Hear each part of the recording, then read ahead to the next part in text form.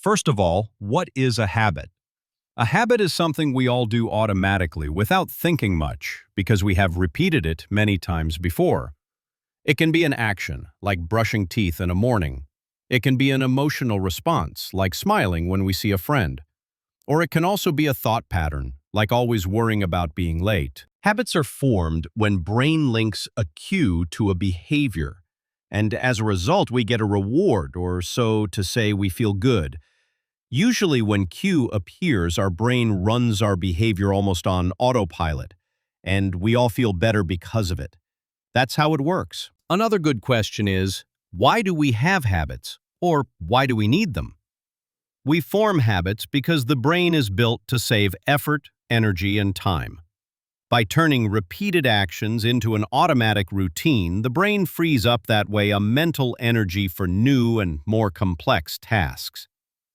Which makes sense from a nature point of view because it's a good deal. It's a good trade in terms of time efficiency and productivity, and also helps us combat laziness, frustration, and procrastination every day.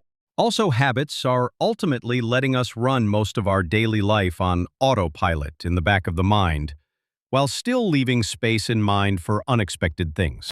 And that is where we're coming to the next point of the question, why do we have habits?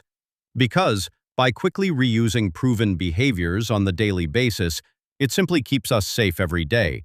For example, look on your left and right before crossing the road is a common sense and a good habit that keeps us safe the whole life. This is why good habits are very important. Over time, they are adding up to our safety, health, financial stability, and strong ties with people around.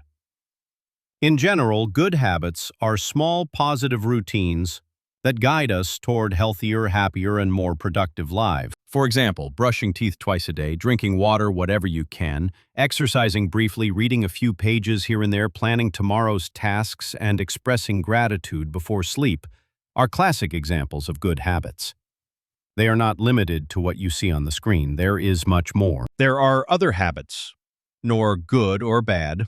Those are just habits that helps us in the daily activities to make our life a little bit more easier, such as reaching for a phone first thing in the morning, hitting the same coffee shop on your commute every day, locking the front door when leaving the house, switching off lights when exiting a room. And finally, we have bad habits. Those are actions that feel good in the moment, but hurt us later.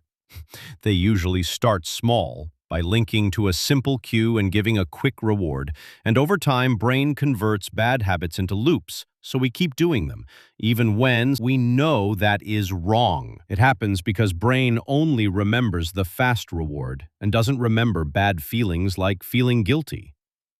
And because of that, the loop gets tighter each time more and more, and it's becoming increasingly harder to break out of this cycle. Bad habits examples are procrastination. Trades short-term relief for long-term stress. Happens with everyone to some extent. Mindless snacking.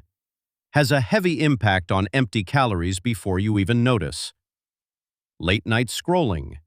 Steals sleep, drains next day energy.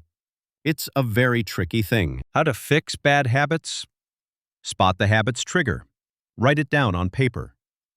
Pick a tiny swap that gives the same reward. For example, if you snack when stressed, sip water or stretch instead. Make a swap to trigger more often. For example, place water nearby.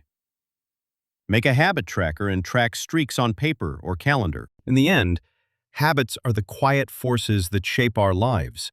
Small actions guide our health, finances, skills, and relationships toward growth or decline.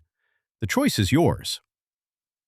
Build tiny, positive habits. Remove the harmful ones, and let time amplify the results. Wishing you success on that journey.